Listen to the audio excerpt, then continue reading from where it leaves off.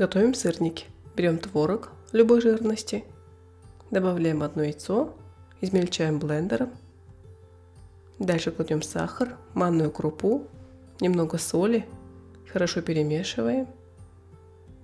Дальше формируем сырник, обваливаем в муке и жарим на подсолнечном масле с двух сторон до полной готовности на среднем огне.